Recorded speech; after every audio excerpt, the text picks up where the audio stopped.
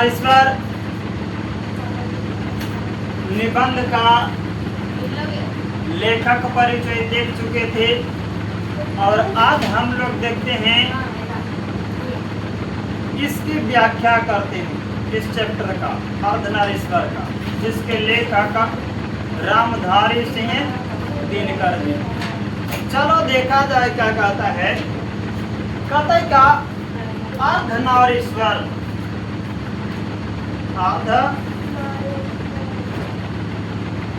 नारीश्वर। तो अर्धनारीश्वर का अर्थ होता है आधा नर और आधा नारी। अर्ध का क्या अर्थ होता है? अर्ध का अर्थ होता है आधा, आधा। नारी का अर्थ होता है महिला। अर्धनारीश्वर तो आधा नर और आधा नारी, आधा नर और आधा नारी। किसका अर्थ होता है? तो अर्धनारीश्वर का अर्थ होता है।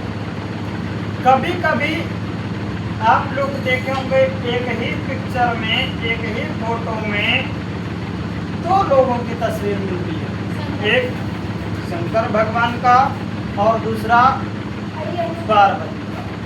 नहीं, तब देखा जाए वो क्या कहता है, वही अर्धनारीश्वर क्या कहता है। अर्धनारीश्वर जो है शंकर और पार्वती का कल्पित रूप है। कल्पित माने माना हुआ रूप है। कौन? अर्धनारीश्वर। और इसी अर्धनारीश्वर चैप्टर के बारे में पढ़ेंगे हम। तो क्या देखते हैं, एक तरफ देखते हैं एकदम शांत स्वभाव, रहस्यमयी से भरा हुआ, और वहीं दूसरी तरफ देखते हैं क्या, दूसरी तरफ एकदम विशालकाय, विशाल नेत्रों वाला। नहीं, ऐसा देखते हैं। तो देखा जाए क्या कहता है इस चैप्टर में। कहता है क्या कि अर्धनारीश्वर शीर्षक पाठ में क्या है कि शंकर और पार्वती का कल्पित रूप के बारे में बताया गया है। इसके बारे में तो शंकर और पार्वती का, इसके शंकर और पार्वती का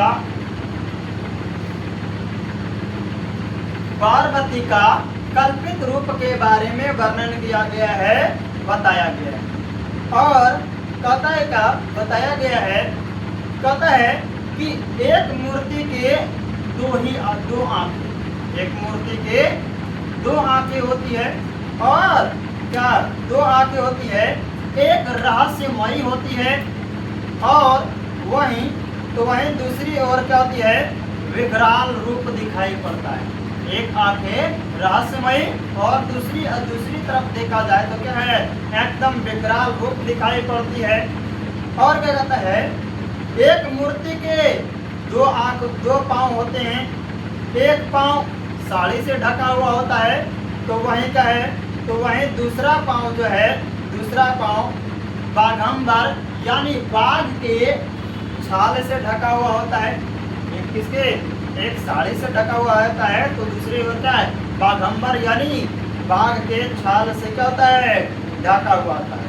और इसमें यह बताया गया है कि नर अगर स्त्रियों के गुण को अपनाता है, इसके गुण, नर अगर स्त्रियों का गुण को अपना ले, नर में अगर स्त्री का गुण आ जाए, तब उनके किसी भी मान मर्यादा में कमी नहीं आती। नर अगर क्या कर ले, स्त्री वाला काम कर ले, स्त्रियों वाले गुणों को धारण कर ले, तब उसकी किसी भी प्रकार की मर्यादा में कोई कमी नहीं आएगी। लेकिन क्या कहता है, कोई भी कमी नहीं आती है, कोई कमी नहीं आती है, और उसके मान में क्या होती है, वृद्धि होती है। लेकिन आज के इस समाज में पुरुष अपने आप को पुरुष मानता है, और वहीं स्त्री अपने आप को स्त्री मानता है। पुरुष अपने आप को पुरुष और स्त्री अपने आप को स्त्री मानती है। और क्या कहता है, यानी पुरुष और स्त्री कर्म के क्षेत्रों में आज बंटवारा कर दिया। क्या पुरुषों का काम अलग और महिलाओं का काम अलग। तो कर्म के क्षेत्रों में पुरुष और स्त्री ने मिलकर के, नर और नारी ने मिलकर के अपने कर्म क्षेत्रों का क्या कर लिया है, बंटवारा कर लिया है, बंटवारा कर चुका है। और अर्धनारीश्वर शीर्षक पाठ में, अर्धनारीश्वर पाठ में क्या कहता है कि जब पुरुष ने जब क्या करा, कर्म का क्षेत्र को बांटा, पुरुष ने क्या करा, कर्म क्षेत्रों का बंटवारा किया, तब क्या बताया, कर्म क्षेत्रों के बंटवारा करने के बाद इन्होंने क्या कहा, पुरुष ने कहता है कि स्त्री से यह हक भी छीन लिया पुरुषों ने कि तुम कहाँ काम करोगी, तुमको कहाँ काम करना है, ये हक भी छीन लिया। और पुरुषों ने अपने आप को खेतों में कुदाल चलाने वाला मान लिया, यानी घर के चार दीवारियों के बाहर वाले काम को करने वाला मान लिया। कौन? जो पुरुष। और वहीं पर स्त्री को देखा जाए, पुरुषों ने क्या माना, पुरुषों ने माना कि अपने आप को खेतों में कुदाल चलाने वाला, यानी कि घर के बाहरी कार्य करने वाला मान लिया। और वहीं पर स्त्रियां खुरपी चलाने वाली, स्त्रियों को खुरपी चलाने वाली कहा गया है, यानी मिट्टी के को बराबर करने वाली क्या है, माना गया है। किसको? तो महिलाओं। पुरुषों को क्या है, पुरुषों को वही कुदाल से क्या करना, खेतों को उखाड़ने में, कोड़ने में, और क्या है उसी के जस्ट पीछे क्या, महिलाओं को उसी खुरदुरी मिट्टी को समतल करने वाले, खुरपी से समतल करने वाले मान लिया गया है। और उसके बाद क्या कहता है पुरुषों ने अपने आप को सिंहासन का राजा माना, तो वहीं पर स्त्रियों को उसके बगल में बैठने वाली रानी मान लिया। क्या माना?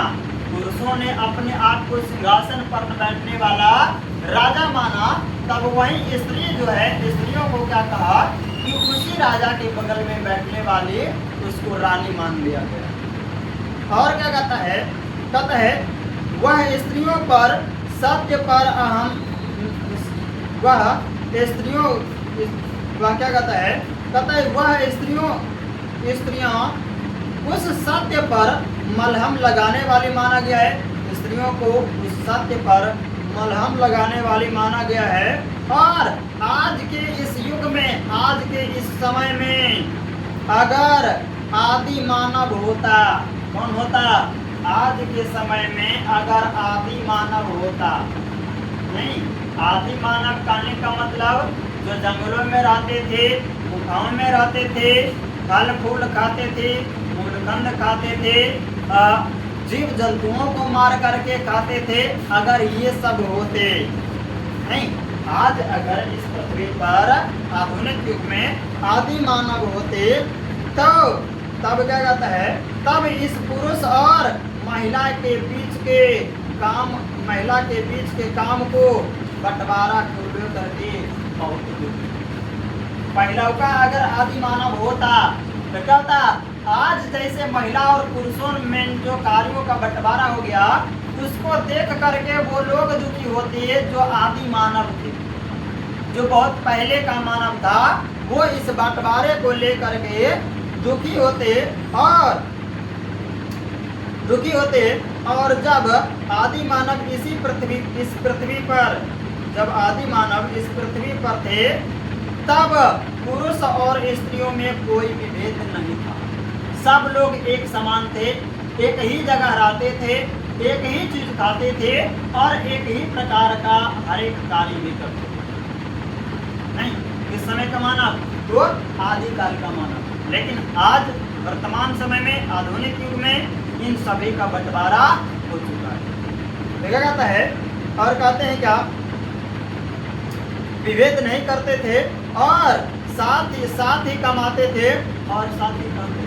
सभी लोगों का एक ही काम था, अपने जीवन को चलाने के लिए सभी लोग मिल करके काम करना और सब लोग मिलजुल करके रहना, सब लोग मिलजुल करके खाना, ये सब काम करने का आदि मानव। लेकिन आज अलग काम करना, अलग रहना, अलग खाना, हर चीज क्या है आदि मानव के जस्ट विपरीत हो चुका है।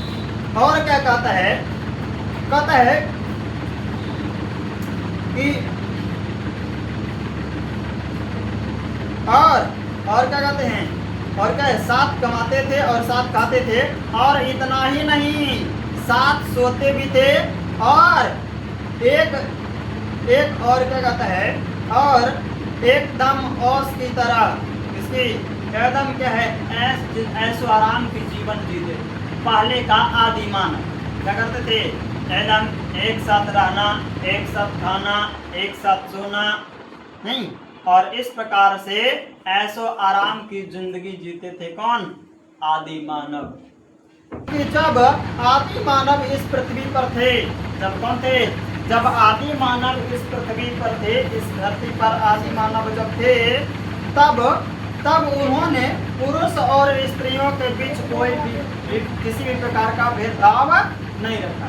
क्या पहले के जो आदि मानव थे वो क्या है, पुरुष और स्त्रियों में किसी भी प्रकार का भेदभाव नहीं रखा, और साथ ही साथ और क्या करते थे, और वो साथ ही साथ कमाते थे, साथ ही साथ खाते थे, और साथ ही साथ क्या करते थे, सोते भी थे, एकदम ऐसो आराम जैसी जिंदगी करती थी।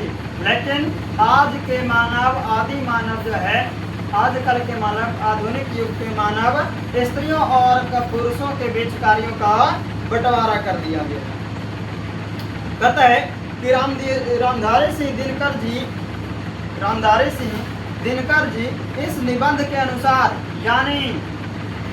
यानी अर्धनारीश्वर शीर्षक निबंध के अनुसार कहते हैं कि आज अगर इस पृथ्वी पर आदि मानव होते तो आज पुरुष और स्त्रियों में जिस प्रकार से स्त्री और पुरुष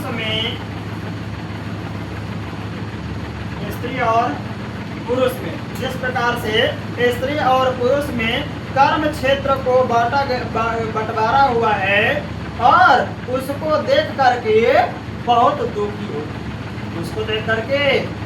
दुखी होते, ऐसा कहते हैं रामधारी सिंह दिनकर जी आदि मानव के बारे में, कि वो इस बंटवारे से दुखी होते, और कहता है होते नर और नारी के जिंदगी को दो भागों में बांट दिया। आधुनिक मानव जो है पुरुष और महिला के कार्यों को अलग अलग भागों में, दो भागों में बांट दिया गया है। नारी के जिंदगी केवल चार दीवारी के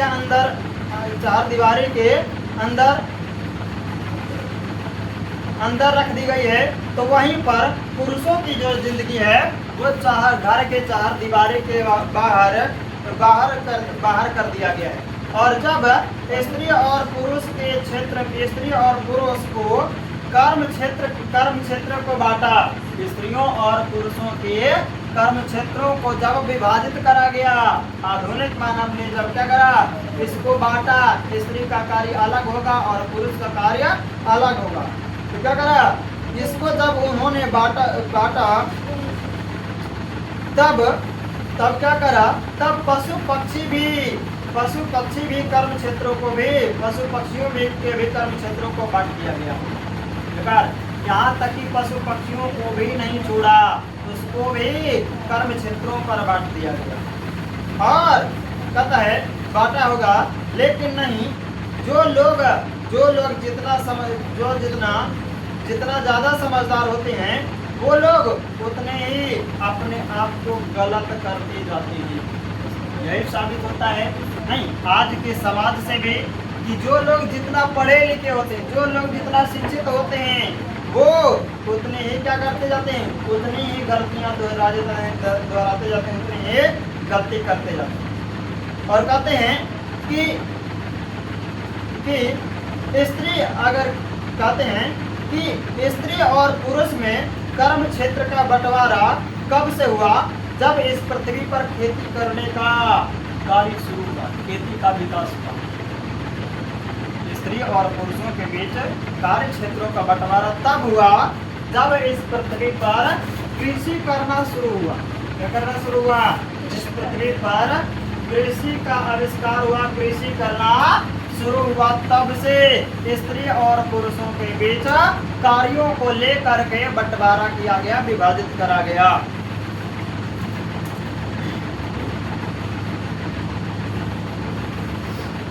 तो कहता है क्या? कहता है आगे कि हुआ और उसी समय से इस पृथ्वी पर स्त्री और पुरुष यानी नर और नारियों का काम बांट दिया गया कि पुरुष जो है घर के बाहर के कार्यों को देखेंगे, घर के बाहरी कार्यों को करेंगे, तो वहीं महिला जो है घर के चार दीवारी के अंदर क्या है रहेंगी और घर के अंदर के कार्यों को करेगी। और क्या कहता है घर का कामकाज संभालेगी। तो इस काम को बांट दिया गया और इस प्रकार से स्त्री और पुरुषों के बीच कार्यों को विभाजित करा गया। और पुरुष जो है आज के इस समाज में स्त्रियों को सिर्फ खेलने की वस्तु समझता है। आज आधुनिक युग में क्या कर रहा है पुरुष? तो आधुनिक युग में जो है पुरुष जो है स्त्रियों को स्त्रियों को वैसे केवल क्या है? केवल खेलने की वस्तु समझ लिया है। आधुनिक युग के मानव महिलाओं को, स्त्रियों को बस क्या है? खेलने की वस्तु समझा गया है। किसके द्वारा? पुरुषों के द्वारा।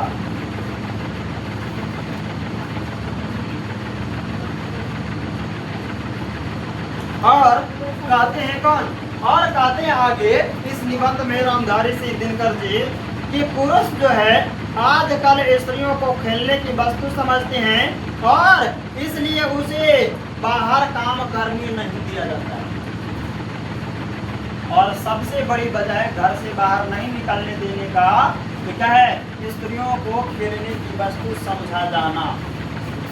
और क्या कहता है? कहता है क्या कि और इस कर्म क्षेत्र से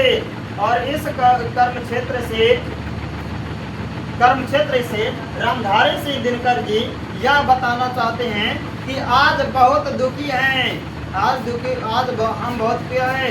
आज हम बहुत दुखी हैं। कौन? रामधारी सिंह दिनकर जी कहते हैं कि आज हम क्या है? बहुत दुखी हैं।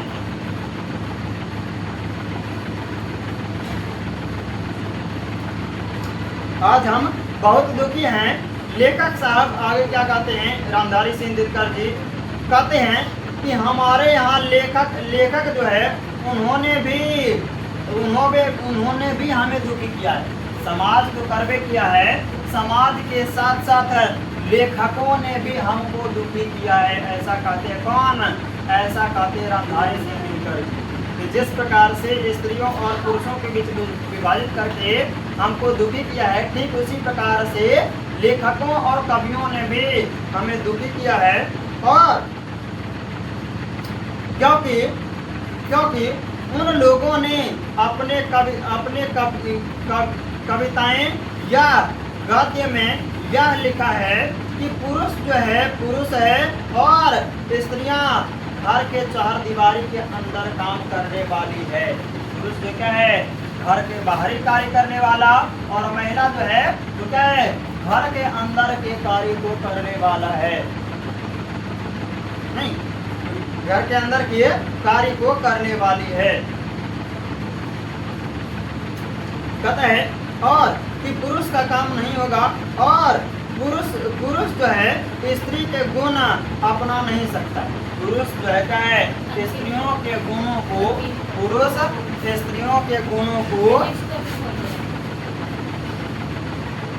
जो है स्त्रियों के गुण को। अब क्या बोले रामधारी सिंह दिनकर जी? कहते हैं क्या कि स्त्री जो है घर के चार दीवारी और पुरुष घर के बाहर कार्य को करने के लिए बांटा गया है। और कहा गया है कि और पुरुष जो है स्त्री के गुण को अपना नहीं सकता है। पुरुष जो है स्त्रियों के गुण को अपना नहीं सकता है और पुरुष सन्यासी बन सकते हैं। पुरुष क्या है? पुरुष स्त्री का गुण नहीं अपनाएगा, लेकिन क्या बन जाएगा? पुरुष स्त्री का गुण नहीं समझेगा और वो क्या बन सकता है?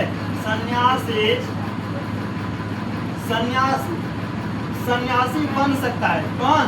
तो पुरुष देखिए, पुरुष सन्यासी बन सकते हैं और वहीं स्त्रियां जो है क्या है? स्त्रियां जब क्या है? जब स्त्रियां सन्यासी बनती है क्या है? पुरुष जो है क्या बन सकते हैं? सन्यासी बन सकते हैं। और जब स्त्रियों की सन्यासी बनने की बात आए तब क्या कहा जाता है? तब स्त्रियों की जब बात आए सन्यासी बनने की तो क्या है?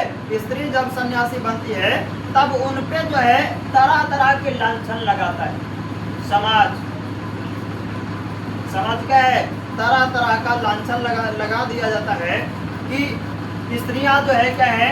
ये स्त्री जादूगरनी है, ये स्त्री डाइन है, ये स्त्री चुड़ैल है। इस प्रकार से क्या है? उस पर तरह तरह के समाज के द्वारा, लोगों के द्वारा लांछन लगाया जाता है जब स्त्रियां सन्यासी बनना चाहती है तब। लेकिन पुरुष जो है आसानी से सन्यासी बन सकता है, इस पर किसी भी प्रकार का प्रतिबंध नहीं है और कोई इसको कुछ बोला नहीं सकता। कहते हैं कि स्त्रियां जो है क्या है? जादूगरनी हैं। तो ये क्या है? ये सभी लोग जानते हैं कि पुरुष स्त्रियों पर क्यों लांछन लगाते हैं, क्योंकि पुरुष जो है स्त्रियों को अपनी कमजोरी नहीं बताना चाहते। पुरुष अपनी कमजोरी को स्त्रियों को बताना नहीं चाहते हैं, इसलिए इस सन्यासी बन रहे स्त्रियों पर क्या है? तरह तरह के लांछन लगाते हैं। क्या लगाते हैं? तरह तरह का लांछन लगाते हैं।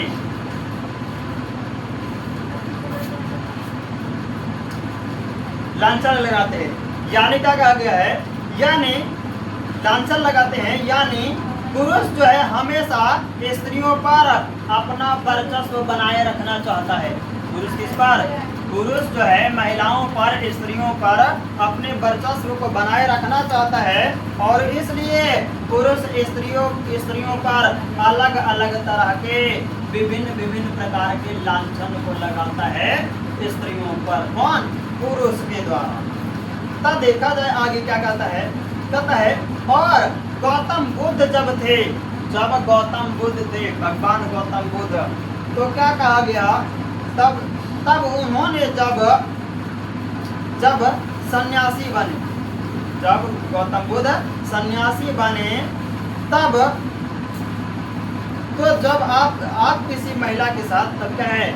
जब गौतम बुद्ध सन्यासी बने तो क्या कहा गया है कि जब आप किसी महिला के साथ शादी करके आप सन्यासी बन सकती हैं। यानी गौतम बुद्ध के बारे में कहा गया है कि जब वो सन्यासी बने तब उससे पहले उनका विवाह हो चुका था, उनके संतान भी थे।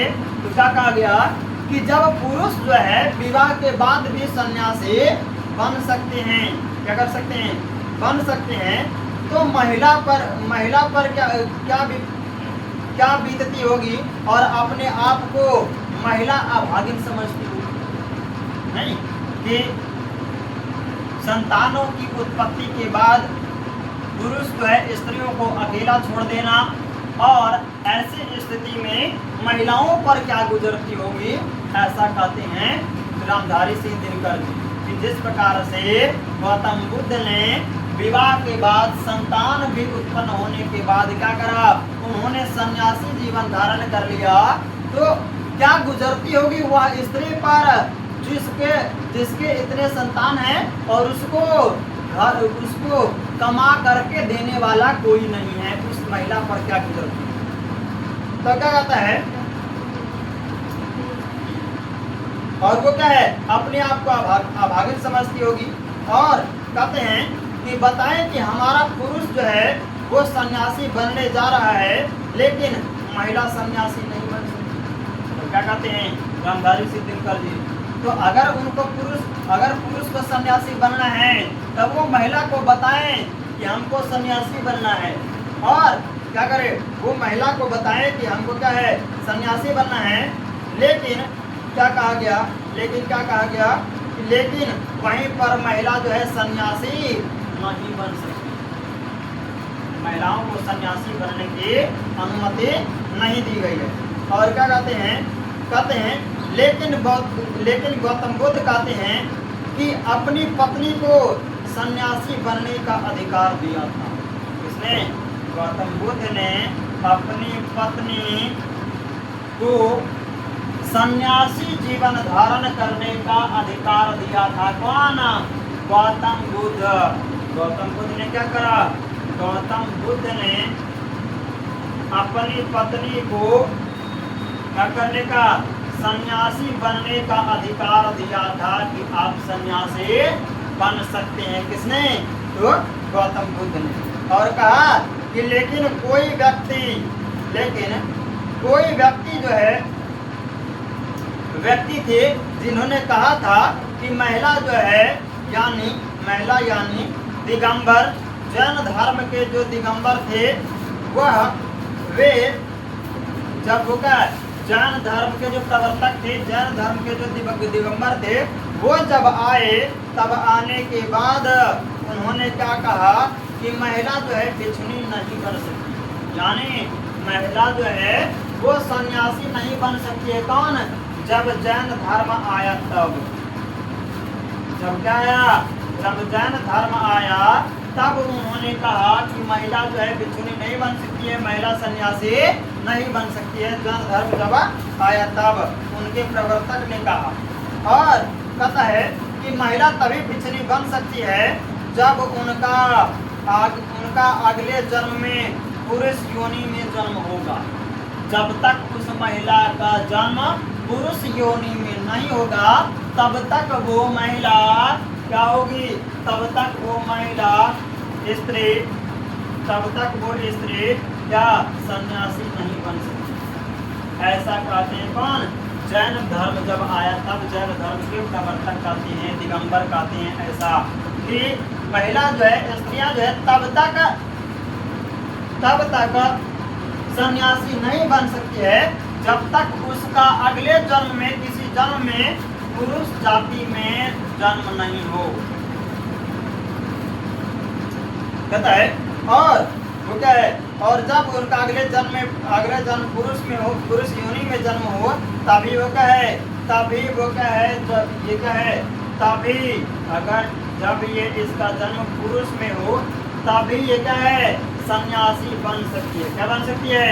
तब ये सन्यासी आगे चल करके बन सकते हैं, जब तक कि पुरुष में जन्म नहीं। और क्या कहते हैं? तभी उन्हें मोक्ष की प्राप्ति भी होगी। और तभी क्या होगी? तब उस स्त्री को मोक्ष की प्राप्ति होगी। नहीं था बाबू, अगर महिला जो है अपने स्त्री अवस्था में ही भिक्षुणी बनने का सपना देखी है और वो सन्यासी बन रही है। आज के युग में देखते हैं तरह तरह के पंडिताई नहीं, वो प्रवचन देने वाले नहीं। जैन धर्म के अनुसार क्या कहा गया कि महिला जो है भिक्षुणी नहीं बन सकती है। अगर ऐसा बनती है तब क्या है, तब ओकरा मोक्ष की प्राप्ति नहीं होगा, नहीं होगा। मरला के बाद बाबू आत्मा की शांति नहीं मिलेगा। ऐसा कहा किसके अनुसार? जैन धर्म के दिगंबर ने ऐसा कहा।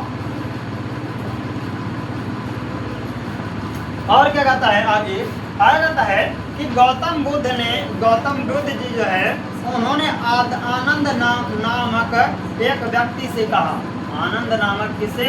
एक व्यक्ति से कहा कि अब जो है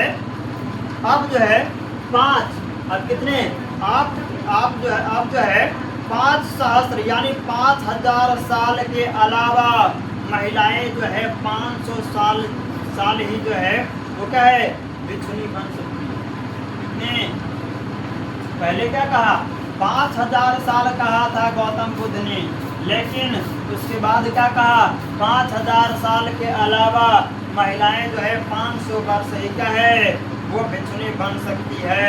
क्योंकि हमने महिलाओं को भिक्षुणी बनने का अधिकार दे दिया। और बाद में गौतम बुद्ध ने महिलाओं को भिक्षुणी बनने का अधिकार दिया। किसने? गौतम बुद्ध ने। उन्होंने महिला को भिक्षुणी बनने का अधिकार दिया। नहीं कि पुरुष महिला जो है 500 वर्ष तक क्या है, ये भिक्षुणी बन सकती है। कितने वर्षों तक? केवल 5 वर्षों तक क्या है, ये भिक्षुणी बन सकती है। क्योंकि क्या करा, हमने उनको भिक्षुणी बनने का अधिकार दे दिया। तो धर्म के गुरुओं ने भी महिला और पुरुषों में जो विभेद उत्पन्न किया है, और इस बात से रामधारी सिंह दिनकर क्या है, दुखी नहीं कि धर्म गुरुओं ने, प्रवचन देने वाले गुरुओं ने, सन्यासियों ने जो क्या करा, जो इस स्त्री और महिला और पुरुषों में जो विभेद उत्पन्न किया है, और इसी बात से दिनकर जी दुखी हैं। क्या है?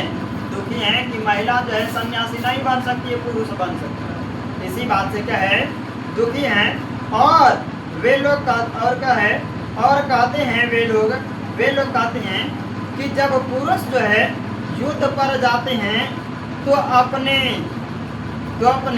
जान की कीमत भी नहीं समझते। अपने बिना जान की परवाह किए वो कहाँ जाते हैं, युद्ध पर जाते हैं कि हमारे घर पे जो है महिला होगी और उनके सर पर क्या बीतेगा, क्योंकि हम लोग तो उनके कर्म क्षेत्र को बांट दिया है। जो पुरुष जाते हैं युद्ध लड़ने, बॉर्डर पर सैनिक में युद्ध लड़ने जाते हैं, तो उस महिला पर क्या बीतती होगी कि उनके बाद अगर वो नहीं रहे तब उस महिला का क्या होगा, जो कर्म क्षेत्रों का बंटवारा किया है कि 4 दीवारी के अंदर ही होगा। तब अब दुनिया तो इतना दानी है नहीं कि 4 दीवारी के अंदर किसी महिला को हर एक चीज उपलब्ध करा दे बिना काम किए। होगा? नहीं होगा। तो ऐसी स्थिति में क्या होगा, ऐसी स्थिति में महिला जो क्या है अपना जीवन नहीं जी पाएगी। 4 दीवारी के अंदर कितना देर भूखे प्यासे रह सकती नहीं। तो ऐसा कहें कौन, दिनकर। और वो क्या है, वो जो है कीमत भी नहीं समझते। कहते हैं कि हमारे घर पर क्या बीतेगी और उनके सर पर क्या बीतेगा, क्योंकि हम लोगों ने उनके कर्म क्षेत्रों को बांट दिया है। और वे और क्या कहते हैं, और वे उस पर और क्या है, और वे घर पर रहकर ही काम करेगी। और जब हम नहीं रहेंगे तो उनके सिर पर क्या बीतेगी। नहीं, चलिए ठीक है, घर के अंदर काम करेंगे, तो घर के अंदर कौन काम करेंगे, लोग पैसा देगा नहीं देगा नहीं। तो ऐसी स्थिति में क्या होगी, महिलाओं की स्थिति क्या हो जाएगी, बदतर हो जाएगी, जर्जर हो जाएगी, खराब हो जाएगी। कहते क्या, और उनके सर पर क्या बीतेगी अगर उनका मृत्यु हो जाएगा तो। अगर क्या हो, युद्ध लड़ने गया, अगर वो कर मृत्यु हो जाए तो ऐसा का स्थिति में उस स्त्री का क्या होगा, जिसको बोला गया है कि तुम केवल घर के 4 दीवारी के अंदर रहने वाली हो और इसी के अंदर कार्य को करने वाली हो, और पुरुषों के द्वारा केवल खिलौना समझा जाने वाला वस्तु समझा गया है। तो ऐसी स्थिति में उस स्त्री का क्या होगा। कहता है आगे कि इस स्थिति में घर कैसे संभलेगा, और इस कारण से भी रामधारी सिंह दिनकर जी जो है बहुत दुखी है। कर्म क्षेत्रों के बंटवारे से भी रामधारी सिंह दिनकर जी दुखी है। और कहते हैं कि आज समाज में ऐसा नहीं होना चाहिए। आज के समाज में, आधुनिक युग में ऐसा नहीं होना चाहिए। और कहते हैं कि प्रेमचंद जी, रविंद्रनाथ जी और प्रसाद जी, कौन? प्रेमचंद जी, रविंद्रनाथ जी और प्रसाद जी। कौन कहते हैं? एक प्रेमचंद है, एक है रविंद्रनाथ और एक है प्रसाद जी। प्रसाद जी, ये तीनों कौन कौन?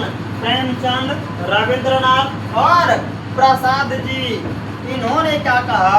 इन्होंने अपनी जो कविताएं लिखी, ये सब कवि थे, लेखक थे, इन्होंने जो अपनी कविताएं लिखी है उनमें नर और नारियों में जो काफी ज्यादा विभेद उत्पन्न किया है, नर और नारियों को एक जैसा बनने के लिए उन्होंने ऐसा कुछ भी नहीं किया। क्यों? ये सब कवियों ने, ये सब लेखकों ने केवल और केवल क्या करा? स्त्री और पुरुषों का बंटवारा ही किया है। इनको एक होने के लिए इन्होंने अपना कोई योगदान नहीं दिया, ऐसा कुछ भी नहीं किया है। और कहते हैं आगे कि प्रवृत्ति मार्ग में जो हुए, जो भी कवि प्रवृत्ति मार्ग में हुए, उन्होंने नारियों को अपना बनाया, तो वहीं निवृत्ति मार्ग वाले जो क्या है, उन्होंने नारियों को अपने से दूर रखा। तो क्या है, जो प्रवृत्ति मार्ग वाले लोग थे, कौन से मार्ग वाले? जो प्रवृत्ति मार्ग वाले थे, इन्होंने नारी को अपने पास रखा, नारियों को अपना बनाया। लेकिन जो निवृत्ति मार्ग वाले थे, किस मार्ग वाले? निवृत्ति मार्ग वाले थे, निवृत्ति मार्ग वाले थे, इन्होंने क्या कहा? इन्होंने नारियों को अपने से दूर रखा। क्या रखा? और इन्होंने और नारियों को अपने से दूर रखा, ऐसा कहते हैं कौन? कवि दिनकर जी। और क्या कहता है कि निवृत्ति मार्ग वाले क्या है? स्त्रियों को क्या है? अपने से, उन्होंने नारियों को अपने से दूर कर दिया। और अब ये प्रवृत्ति मार्ग और निवृत्ति मार्ग क्या है? अब देखा जाए कई प्रवृत्ति मार्ग और निवृत्ति मार्ग है क्या, तब देखा जाए वो प्रवृत्ति मार्ग और निवृत्ति मार्ग में क्या कहता है? कहता है प्रवृत्ति मार्ग जो है अपने घर में रहकर अपने जीवन व्यतीत करता है। प्रवृत्ति मार्ग वाला क्या करता है? ये प्रवृत्ति मार्ग में अपने ही घर पर रह करके, नहीं, अपने ही घर पर रह करके, या क्या है, अपने ही घर पर जीवन व्यतीत करता है, जीवन व्यतीत करता है। किस मार्ग वाले? तो प्रवृत्ति मार्ग वाले। लेकिन वही निवृत्ति मार्ग वाला क्या कहता है? निवृत्ति मार्ग वाला कहता है क्या? और निवृत्ति मार्ग वाला कहता है कि ये सन्यासी बनकर अपना जीवन व्यतीत करता है। ये निवृत्ति मार्ग वाला क्या कहता है? ये जो है इस मार्ग वाले लोग क्या करते हैं? निवृत्ति मार्ग वाले लोग क्या करते हैं? तो ये घर के बाहर सन्यासी के रूप में क्या करते हैं? अपना जीवन व्यतीत करते हैं। सन्यासी के रूप में अपना जीवन क्या करते हैं? सन्यासी रूप में अपना जीवन व्यतीत करते हैं। कहाँ? तो घर के बाहर। ऐसा कर कहते हैं? ऐसा कहते हैं रामधारी सिंह दिनकर। कहते हैं क्या आगे कि प्रवृत्ति मार्ग जो है घर में अपने जीवन व्यतीत करते हैं और उन्होंने नारियों को अपनाया। प्रवृत्ति मार्ग वाला अपने ही घर पर रह करके जीवन को बिताया, इसलिए क्या करा? उन्होंने नारियों को अपना लिया। लेकिन निवृत्ति मार्ग वाले क्या है? ये सन्यासी रूप धारण किया। तो सन्यासी का कोई कहना है, कहाँ जाएगा, कहाँ रहेगा, कोई ठिकाना नहीं है, इसलिए इन्होंने नारियों को अपने से दूर रखा। कौन? निवृत्ति मार्ग वाले। और प्रवृत्ति मार्ग वाले क्या करा? नारियों को अपने पास रखा। नहीं, उसके बाद क्या कहता है? उसके बाद कहता है कि और निवृत्ति मार्ग वाले अपने से दूर रखा, और कहते हैं हमारे किसी काम की नहीं है। और इन्होंने क्या कहा? और निवृत्ति मार्ग वाले क्या कहा कि नारी जो है हमारा कोनो कामे के नहीं है। नहीं, नारी किसी काम का नहीं है, ऐसा बोला कौन? निवृत्ति मार्ग वाला। कैसा नाराज आदमी? नहीं, ऐसा बोला कौन? निवृत्ति मार्ग वाला। और क्या कहा? और कहता है क्या? महात्मा गांधी जी जो कहते हैं,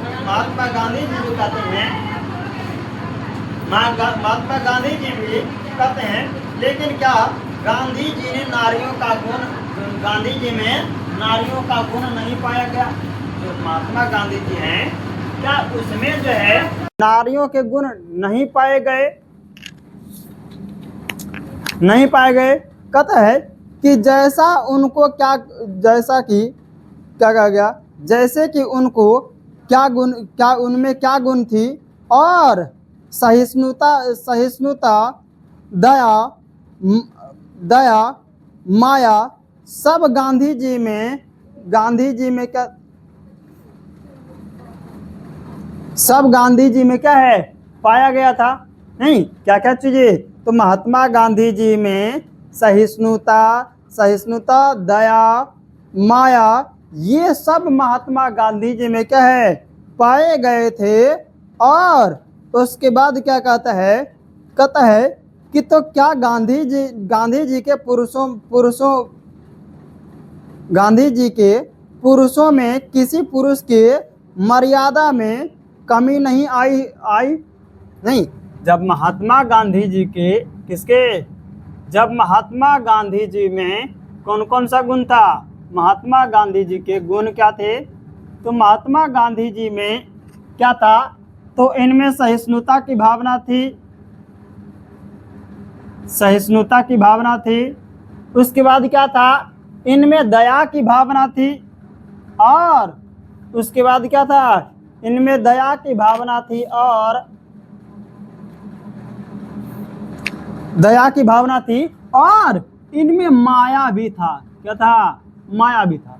नहीं, तो क्या कहता है वही? तो कहता है क्या ये सब गुण में थे? कहता है तो सब गांधी जी में पाया गया था। तो क्या गांधी जी के पुरुष में किसी भी प्रकार की मर्यादा में कमी नहीं आई? तब क्या है? तब यही रामधारी सिंह दिनकर जी कहते हैं कि नर जो नर हैं वो नारी के कुछ गुण को अपना लेते हैं, और नारी जो है नर के कुछ गुण अपना लेते हैं। तब उनके किसी भी प्रकार के मर्यादा में कोई कमी नहीं आती है। नहीं, जैसे कुछ पुरुष जो है क्या हो जाए, पुरुष जो है पुरुष में कुछ नारियों का गुण आ जाए, और कुछ नारी में पुरुष का गुण आ जाए। क्या जाए? नारी में क्या आ जाए? पुरुष में नारी का गुण आ जाए कुछ, और कुछ नारी का गुण पुरुष में चल जाए। नहीं, इसके गुण क्या हो जाए? एक दूसरे में क्या हो जाए? चला जाए, धारण कर ले। तब क्या कहते हैं? अगर चला जाए और नारी जो है नारी का कुछ गुण चला जाए तो अपना, तब क्या करते हैं? तब वो अपना लेते हैं, और उनके मर्यादा में किसी भी प्रकार की कोई कमी नहीं आती है। ऐसा कहते हैं दिनकर जी। और कहते हैं कि अर्धनारीश्वर इस बात का प्रतीक, अर्धनारीश्वर इस बात का जो है वो प्रतीक नहीं है कि नारी और नर जब तक अलग हैं तब तक दोनों अधूरा है। नहीं, ऐसा क्या है? ऐसा क्यों कहते हैं? ऐसा कहते हैं दिनकर जी कि जब तक नर और नारी क्या हैं, दोनों क्या हैं? जब तक नर और नारी, और नारीश्वर इस बात का प्रतीक नहीं है कि नारी और नर जब तक अलग हैं तब तक दोनों अधूरे हैं, बल्कि इस बात का भी प्रतीक है कि पुरुष में नारीत्व की स्थिति, नारीत्व को ज्योति जगे, यानी कहने का मतलब दिखाई दे, और नारी जो है, नारी में पुरुष वर्ग का जो है वो गुण क्या है? वो गुण दिखाई दे। किसमें? नारियों में कुछ पुरुष के गुण क्या हो दिखाई दे। नहीं, और उसके बाद इस निबंध में एक और बात कहते हैं दिनकर जी, कहते हैं कि अगर कौरव के यहाँ जब महाभारत के लिए, किसके लिए? कौरव के यहाँ जब महाभारत के लिए दुर्योधन और कृष्ण में बातचीत हो रही थी। क्या हो रही थी? महाभारत युद्ध के लिए। कौन से युद्ध के लिए?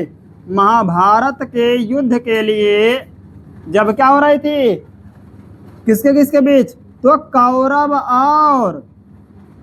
कौरव नहीं, और उसके बाद कौरव और किसके बीच? कौरव और पांडव के बीच। कौरव और पांडव के बीच जब क्या चल रही थी? जब युद्ध चल रही थी, जब युद्ध को लेकर के क्या हो रही थी? बात विचार हो रही थी, तब उसमें दुर्योधन और कृष्ण। कौन? दुर्योधन और कृष्ण। दुर्योधन और कृष्ण। दुर्योधन और कृष्ण जो है वो क्या है? वो उनसे बातचीत ना हो करके अगर इनकी माता कुंती और गंधारी के बीच होती है, अगर यही बात विचार जो है इन दोनों बालक से ना हो करके, इन दोनों पुरुष से ना हो करके क्या होता? यही युद्ध की बात होती। किससे? गंधारी और कुंती से अगर बात विचार होता। किससे? गंधारी और